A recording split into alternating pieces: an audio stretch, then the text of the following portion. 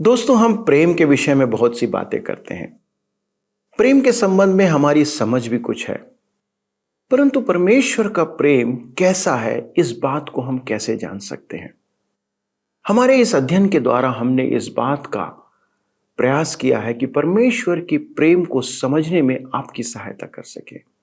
और ये जो प्रेम है, ये किस प्रकार का प्रेम है, इसे जानने के लिए कृपया हमारे साथ इस अध्ययन में शामिल हो जाएं और जानें कि वास्तविकता में प्रेम की क्या व्याख्या है जो परमेश्वर कहता है।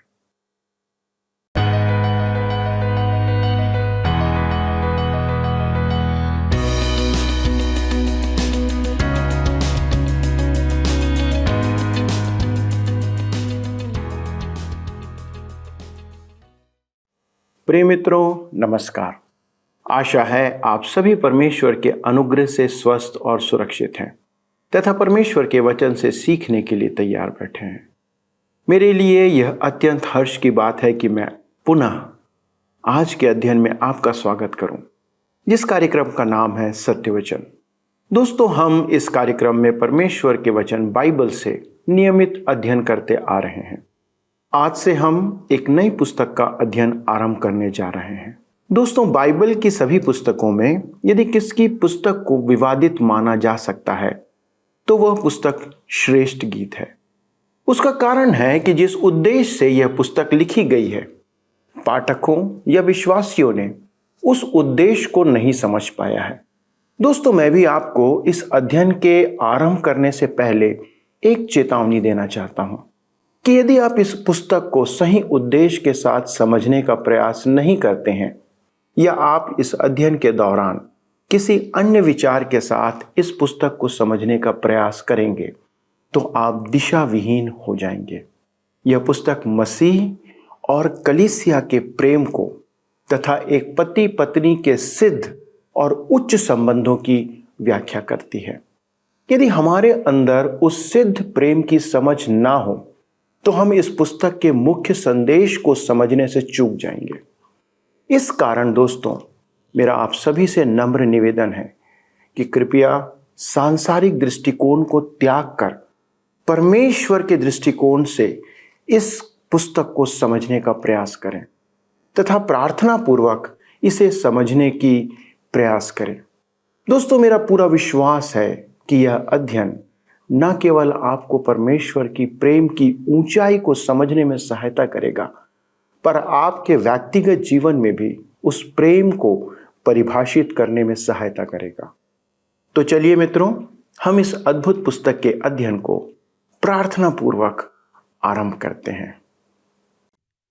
प्रिय मित्रों, पिछले अध्ययन में हमने सबोपदेशक की पुस्तक से अध्ययन किया था और आज हम अपने अध्ययन में आगे बढ़ते हुए श्रेष्ठ गीत नामक पुस्तक से अध्ययन आरंभ करेंगे और प्रस्तावना भाग 1 देखेंगे।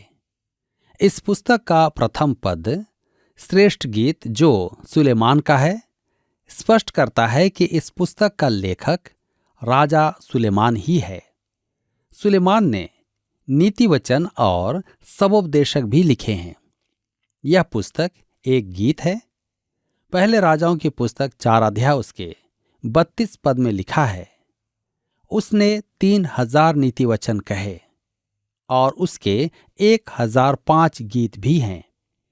सुलेमान ने 3000 नीति वचन लिखे, परंतु यदि हम सब नीति वचनों और सबोपदेशकों को गिने तो भी वे 3000 नहीं होते हैं। परंतु हमारे पास जो भी है उसके विषय में हम 2 बातें कह सकते हैं। पहली, उसकी ये रचनाएं सर्वोत्तम हैं। दूसरी, हमारे पास वही है जो परमेश्वर का आत्मा चाहता है कि हम पढ़ें और सीखें। उस पद में यह भी लिखा है कि उसके गीतों की संख्या 1005 है। इससे सिद्ध होता है कि वह एक महान गीतकार था। यह ध्यान देने योग्य बात है कि परमेश्वर का वचन जब किसी बात का उल्लेख करता है तो वह निश्चित बात करता है। इसमें से हमारे लिए 5 गीत चुने गए हैं। इसमें संदेह नहीं कि सुलेमान के अधिकांश गीत हमारे पास नहीं हैं, परंतु हम सामान्यतः कहते हैं कि हमारे पास एक ही गीत है। सुलेमान के गीत को हम श्रेष्ठ गीत कहते हैं, परंतु इसमें अनेक छोटे छोटे गीत हैं। अब इन गीतों की संख्या के विषय में मतभेद है। प्राचीन विचार के अनुसार ये 5 गीत हैं और मैं इससे सहमत हूं। कुछ मान्य विचारकों के अनुसार ये गीत 13 हैं, परंतु मैं 5 को ही मानता हूं। शब्द है प्रिय। प्रिय पुरुष का नाम है और प्रेमी स्त्री का नाम है। श्रेष्ठ गीत 6 उसके 3 से यह प्रकट है। लिखा है, मैं अपने प्रेमी की हूं और मेरा प्रेमी मेरा है। वह अपनी भेड़ बकरियां सोसन फूलों के बीच चराता है। और 8 अध्याय उसके 7 पद में कहता है, पानी की बाढ़ से भी प्रेम नहीं बुझ सकता और न महानदों से डूब सकता है। श्रेष्ठ गीत उपमाओं से रची गई कविता है। इसमें प्रेरणा की तो समस्या नहीं है, परंतु अर्थ निर्धारण कठिनाई प्रकट करता है। कुछ लोगों का मानना है कि इसे बाइबल में नहीं होना चाहिए, परंतु यह स्वीकृत धर्म पुस्तकों में है। श्रेष्ठ गीत बाइबल की पुस्तकों में सबसे अधिक परित्यक्त पुस्तक है। बाइबल को पहली बार पढ़ने वाला यहां आकर उलझन में पड़ जाता है। सांसारिक व्यक्ति इसका गलत अर्थ निकालता है और वे जो इसका संदेश समझ नहीं पाते, वे इसका सही उपयोग नहीं कर पाते हैं। पौलुस की पत्रियों के कारण उलझन में पड़ जाने पर पतरस ने लिखा, दूसरा पतरस 3 अध्याय उसके 16 पद में, वैसे ही उसने अपनी सब पत्रियों में भी इन बातों की चर्चा की है, जिनमें कितनी बातें ऐसी हैं जिनका समझना कठिन है और अनपढ़ और चंचल लोग उनके अर्थों को भी पवित्र शास्त्र की और बातों की नाई खींच तान कर अपने ही नाश का कारण बनाते हैं। मेरे विचार में यह श्रेष्ठ गीत के संबंध में भी सच है। ओरिजिन और जेरोम ने बताया कि यहूदी अपने युवकों को 30 वर्ष की आयु तक इसे पढ़ने नहीं देते थे। उनके विचार से इसमें अश्लीलता, भावोत्तेजना, अशिष्टता, कामोत्तेजना, भोग विलास और काम शक्ति है। दूसरी ओर यह विवाहित प्रेम का एक अद्भुत चित्रण है। इसमें 2 भ्रमित वर्गों के लिए उत्तर दिए गए हैं।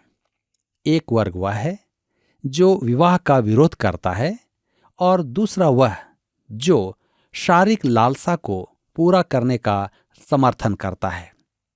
यह पुस्तक दोनों ही को गलत सिद्ध करती है। यह विवाहित प्रेम को एक महिमामय अनुभव बताती है। मेरे मित्रों, कभी कभी युवा प्रचारकों को निर्देश दिया जाता है कि वे बूढ़े हो जाने तक इस पुस्तक से प्रचार न करें। एक सेवानिवृत्त पादरी ने मुझसे कहा कि मैं 60 वर्ष की आयु के पश्चात ही इस पुस्तक से प्रचार करूं।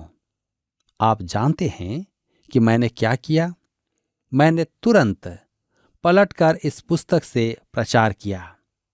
अब क्योंकि मैं उम्र में अब बढ़ रहा हूं, इसलिए मैं अपने आप को इस पुस्तक से प्रचार करने योग्य समझता हूं।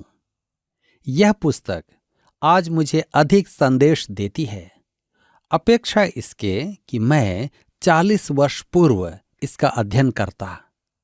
इस पुस्तक की भाषा सजीव, विस्तृत, असामान्य और निर्भीक है और प्रभु यीशु के साथ हमारे संबंधों का महिमामय चित्रण प्रस्तुत करती है। मैं इस पुस्तक के अतिरिक्त अन्य किसी पुस्तक को नहीं जानता जो आपको प्रभु यीशु के निकट लाने और घनिष्ठ संबंध बनाने में ऐसी उत्तम पुस्तक हो।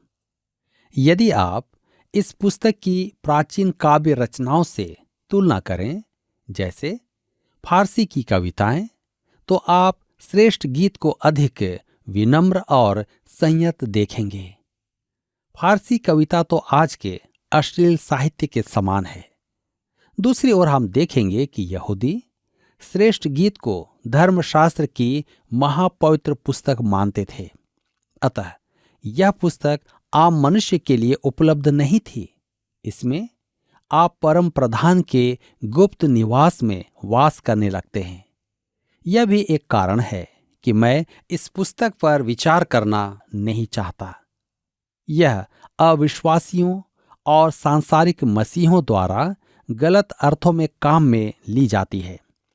यदि आप मसीह यीशु की संगति में वास करने वाले विश्वासी हैं और उसका अति मान रखते हुए उससे प्रेम करते हैं, तो यह पुस्तक आपके लिए महान अर्थ रखेगी। श्रेष्ठ गीत एक काव्य रचना है और व्यवहारिक पुस्तक है। इसमें परमेश्वर अपनी प्रजा से कविता स्वरूप गीतों द्वारा बातें करता है, जिसमें एक कहानी उभरती है।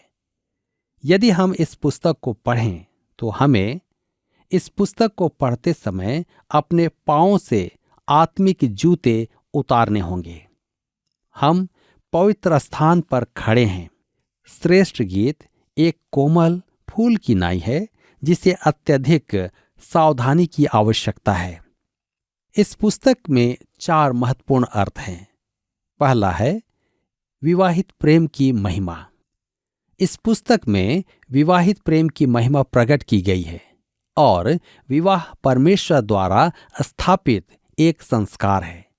यह पुस्तक हमें सच्चे प्रेम का अर्थ समझाती है। यहूदियों की शिक्षा के अनुसार यह पुस्तक संतुष्ट पति और एक समर्पित पत्नी के मन का प्रदर्शन है। आज हम यौन स्वतंत्रता की क्रांति को देखते हैं और आम धारणा यह है कि यह उचित है। एक युवक जो प्रेम करने की स्वतंत्रता में विश्वास रखता था, उसने मुझे बताया कि ऐसा जीवन जानवरों का सा जीवन है। उसने कहा, मैं अनेक वर्ष जानवरों के समान जी रहा था। यदि आप सत्य जानना चाहते हैं तो मेरे मित्र, आपके लिए यौनाचार एक पशु से अधिक कुछ नहीं है। आज के युवा वर्ग के लिए जीवन यौन अभिव्यक्ति ही है, परंतु मेरे विचार में वे इस विषय में बहुत कम जानते हैं। वे यौन संबंधित जानकारी किसी पशु से अधिक नहीं रखते हैं। सड़क का कुत्ता भी उनके बराबर ही जानता है। कुछ तो कमी है, उनके जीवन में बहुत बड़ी कमी है।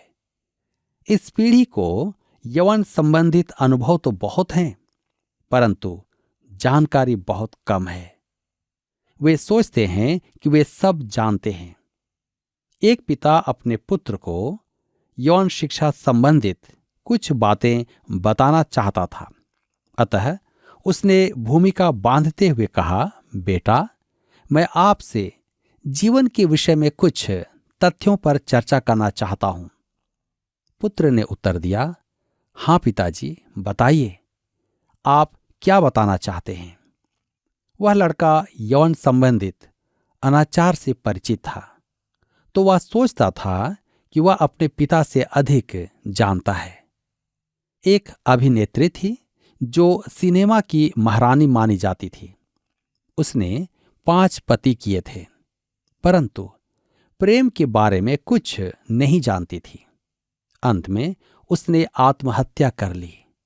हमारी पीढ़ी आज के यौन संबंधित विचारों और श्रेष्ठ गीत में व्यक्त विवाहित प्रेम की महिमा में आसमान और जमीन का अंतर है। आइए अब हम देखें दूसरी बात, इस्राएल के प्रति परमेश्वर का प्रेम। यह इस पुस्तक में पाया जाने वाला कोई नया विचार नहीं है। भविष्यद्वक्ताओं ने भी तो इस्राएल को परमेश्वर की पत्नी की उपमा दी थी। होशे इस विषय पर चर्चा करता था। इस्राएल की मूर्ति पूजा विवाहित प्रेम में विश्वासघात स्वरूप मानी गई थी और उसे महापाप गिना गया था। होशे की पुस्तक में यह व्यक्त है। इस्राएल के गुरु और शास्त्रियों ने इस पुस्तक के 2 अर्थ प्रस्तुत किए हैं, जिन्हें कलीसिया भी स्वीकार करती है। कलीसिया ने भी 2 अन्य अर्थ प्रस्तुत किए हैं। अब तीसरी बात देखते हैं, मसीह और उसकी दुल्हन का चित्रण। कलीसिया मसीह की दुल्हन है। यह नए नियम की एक सामान्य उपमा है। इफिसियों की पत्री 5 अध्याय में और प्रकाशित वाक्य की पुस्तक 21 अध्याय में, इस पुस्तक में परमेश्वर मानवीय प्रेम के द्वारा हमारी बुद्धि, मृतक हृदय, विकृत प्रेम और हमारी पतित इच्छा पर अपने महान प्रेम को प्रकट करता है। वह सर्वोत्तम मानवीय प्रेम के द्वारा हमें उत्प्रेरित करके हमारे लिए उसके महान प्रेम का बोध करवाना चाहता है। यह पुस्तक आपको प्रभु यीशु के साथ ऐसे अद्भुत एवं अनुपम संबंध में लाएगी, जिन्हें आपने पहले कभी नहीं जाना होगा। मेरे मित्रों, आज हमें जिस बात की आवश्यकता है वह है परमेश्वर के वचन का ज्ञान और प्रभु यीशु के साथ व्यक्तिगत संबंध। मुझे शक है कि हम में से बहुत कम हैं जो आज इस अनुभव को प्राप्त किए हैं। चौथी बात देखते हैं, मसीह की सहभागिता और विश्वासी। यह पुस्तक विश्वासी के प्रति मसीह का प्रेम और मसीह यीशु के साथ आत्मा की सहभागिता को दर्शाती है। वर्षों से परमेश्वर के पवित्र जनों ने इसका अनुभव किया है। पौलुस गलातियों की पत्री 2 अध्याय उसके 20 पद में कहता है, गलाती 2 के 20 में, परमेश्वर के पुत्र ने मुझसे प्रेम किया और मेरे लिए अपने आप को दे दिया। सैमुअल रदरफोर्ड की पत्नी देखती थी कि वह रात में सोने नहीं आ रहे हैं, तो वह उन्हें देखने जाती थी। तो वे कड़ाके के ठंड में घुटनों पर प्रार्थना कर रहे होते थे। वह उनका लंबा कोट लेकर उन पर डाल देती थी। D.L. मूडी, रॉबर्ट मकचेने भी प्रभु यीशु के साथ व्यक्तिगत संबंधों में होते थे। यह द्वितीय स्तर का अनुभव नहीं है, जैसा कुछ लोग कहते हैं। सच तो यह है कि यह अनुभव से बढ़कर है। यह प्रभु यीशु के साथ व्यक्तिगत संबंध है। वह कैसा महान है, वह कैसा महिमामय है। हमें उस स्थान पर आना है जहां हम सच में कह सकें कि हम उससे इसलिए प्रेम करते हैं कि उसने पहले हमसे प्रेम किया। आज लोग भ्रमित हैं। वे सोचते हैं कि मसीही जीवन खिलौने जोड़ने के निर्देश जैसा है। 1 नंबर का हिस्सा लो और 2 नंबर में जोड़ो, फिर 3 नंबर जोड़ो। परंतु कुछ निर्देश समझना कठिन होता है। मैं अपने बेटे के लिए खिलौने लाता हूं और कुछ निर्देशों को समझने के लिए तो मेरे विचार में कॉलेज की डिग्री की आवश्यकता होती है। कुछ विश्वासियों का विचार है कि मसीही जीवन ऐसा ही है। वे सोचते हैं कि आप मनोविज्ञान में सहज वृत्ति जोड़ दें और उसमें कुछ बाइबल के पद डाल दें कि उसमें मिठास आ जाए, तो वह मसीही जीवन का एक सूत्र बन जाएगा। मेरे मित्र, क्या मैं कह सकता हूं कि हमें मसीह यीशु के साथ व्यक्तिगत जीवन जीने की आवश्यकता है। हमें जोश भरे मनोवेश की आवश्यकता है। प्रभु यीशु कलीसियाओं में व्याप्त ठंडे प्रेम से प्रसन्न नहीं होता है। वह गुनगुने प्रेम से भी प्रसन्न नहीं होता है। समर्पित मसीही जन भी ठंडे पड़े हुए हैं। कुछ का स्वभाव अमैत्रीपूर्ण और हठीला होता है। हमें प्रभु यीशु के प्रति सच्चा, जीवंत और जोश भरा मनोवेग और प्रेम चाहिए। मेरे प्रियो, यह पुस्तक वैयक्तिक है। यह उद्धार से रहित मनुष्य के लिए नहीं है। यह लहूलुहान कान वाले, प्रभु से व्यक्तिगत संबंध में रहने वाले मनुष्यों के लिए है, क्योंकि इस पुस्तक की रचना समय के क्रम में घटित दृश्यों द्वारा की गई है। मैं इसकी रूपरेखा तैयार करना नहीं चाहता। इस पुस्तक में नायकों का परस्पर प्रति उत्तर दिया गया है। इसमें एक शूनेमवासी वधू है, यरूशलेम की पुत्रियां हैं, वर और उस शूनेमवासी स्त्री का परिवार है, मृतक पिता, माता, 2 पुत्रियां और 2 या 3 पुत्र हैं। इसका एक अर्थानुवाद 19वीं शताब्दी के तर्क आधारित धर्म के समर्थक जर्मनी के एक स्कूल का विचार है। यह वास्तव में अविश्वास ही है। वहीं से मुक्त विचारों का जन्म हुआ और वह भी अविश्वास है। उन्होंने इस कहानी को जो रूप दिया है वह यह है कि सुलेमान ने इस शूनेमवासी लड़की का अपहरण किया। पहले तो वह उसके साथ जाना नहीं चाहती थी, परंतु अंत में तैयार हो जाती है। मेरे मित्रों, यहाँ पर इस पुस्तक के पहले भाग का प्रस्तावना यहाँ पर समाप्त होता है। अब हम अगले अध्ययन में इसके दूसरे भाग को देखेंगे ताकि हम इस पुस्तक से अधिक लाभ प्राप्त कर सकें। प्रभु आज के इस अध्ययन के द्वारा आप सबको आशीष दे। प्रिय दोस्तों, हम इस अध्ययन में प्रेम के 4 प्रमुख अवयवों को देखेंगे, जिसमें परमेश्वर का प्रेम प्रमुख है। वचन कहता है कि परमेश्वर प्रेम है, ना कि प्रेम परमेश्वर है। प्रेम परमेश्वर का एक गुण है जिसकी व्याख्या मानव शब्दों में असंभव है। परमेश्वर ने मनुष्यों से जिस प्रकार प्रेम किया है वह हमारी समझ से परे है दोस्तों। फिर भी परमेश्वर हमें उस प्रेम को समझाने के लिए अलग अलग उदाहरण प्रस्तुत करते हैं। मानव समझ से प्रेम केवल आकर्षण, संबंध, स्वार्थ आदि तक ही देखा जा सकता है, पर परमेश्वर का प्रेम इसके विपरीत बहुत महान है, जिसमें दया, बलिदान, स्वार्थहीन दान, दूसरों के हित में स्वयं नुकसान उठाना आदि शामिल है। दोस्तों, एक विवाहित युगल के प्रेम को भी भली भांति इसमें प्रकट किया गया है, जो बहुधा हमारे विवाहित संबंधों में देखने को नहीं मिलता है।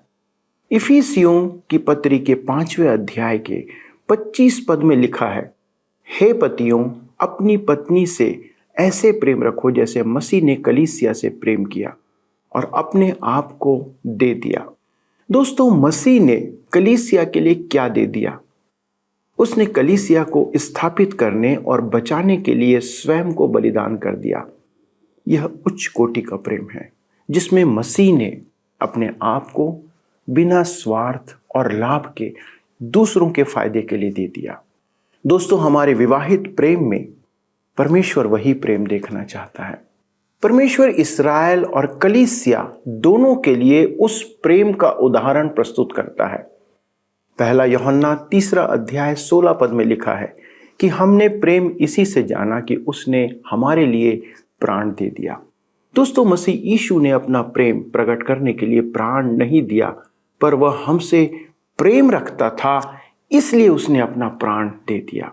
दोस्तों, यदि हम इस पुस्तक में परमेश्वर के प्रेम को नहीं देख पाते हैं या सीख नहीं पाते हैं, तो हम इस पुस्तक के लक्ष्य और उद्देश्य दोनों से चूक जाएंगे। दोस्तों, इस पुस्तक की शिक्षा तलवार की धार पर चलने के समान है। यदि हम जरा सा भी चूक करें तो हम हानि उठा सकते हैं।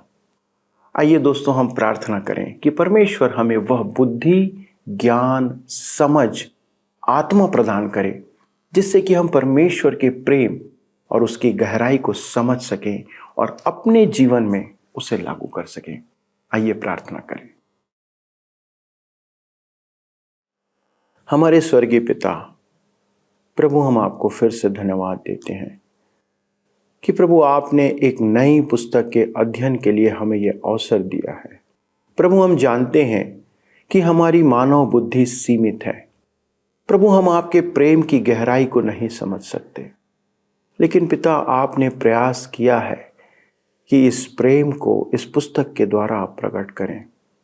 प्रभु, हमारी प्रार्थना है और विशेष तौर पे हमारे सारे दर्शकों के लिए मैं प्रार्थना करता हूँ, हमारे सारे विवाहित जोड़ों के लिए प्रार्थना करता हूँ, हमारे सारे जवानों के लिए प्रार्थना करता हूँ जो भविष्य में जाकर विवाह के बंधन में बंधने जा रहे हैं।